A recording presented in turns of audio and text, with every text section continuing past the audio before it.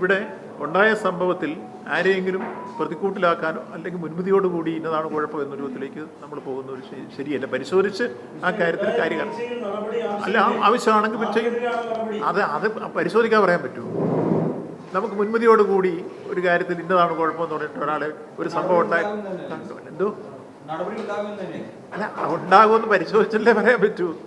നിങ്ങൾ മുൻവിധിയോട് കൂടി എന്നെ കൊണ്ട് ഉണ്ടാകും അറിയിപ്പിക്കാനാണ് ശ്രമിക്കുന്നത് എനിക്കറിയാം.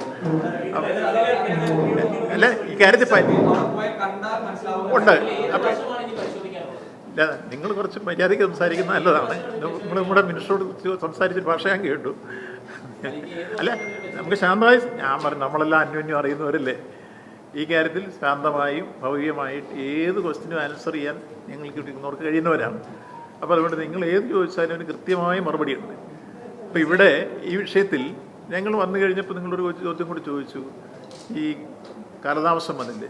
ഞങ്ങൾ രണ്ടുപേരും വേറൊരു മീറ്റിംഗ്, CMൻ്റെ മീറ്റിങ്ങും അവിടെ റീജിയൽ മീറ്റിംഗ് നടന്നുകൊണ്ടിരിക്കുന്നിടത്ത് കേട്ടപ്പോഴേ ചാടി ഓടി ഇവിടെ വന്നു. ഞാനാണ് ആദ്യം വന്ന്, മിനിസ്റ്റർ പുറകെ വന്നു, ACS പുറകെ വന്നു, സൂപ്രണ്ട്, ഞങ്ങൾ ഒന്നിച്ചാണ് വണ്ടിയെ കയറി വരുന്നത്. സൂപ്രണ്ടൊക്കെ അവിടെയായിരുന്നു, അദ്ദേഹത്തിനോട് അറിയില്ല.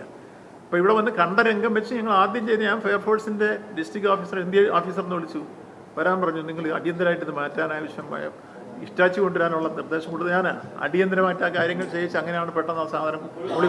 അല്ല ആളുണ്ടെന്ന് അത് ഉണ്ടോയെന്ന് അറിയാൻ വേണ്ടിയാണ് പെട്ടെന്ന് ചെയ്യാൻ പറഞ്ഞത്. ഞങ്ങൾ വന്നിട്ടാണ് ചെയ്യിച്ചേ.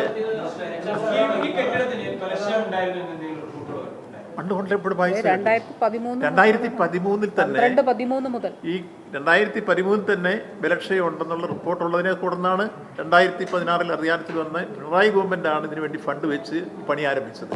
അതിന് മുമ്പത്തെ ഗവൺമെന്റ് ആരും ഒന്നും ചെയ്തിരുന്നില്ല.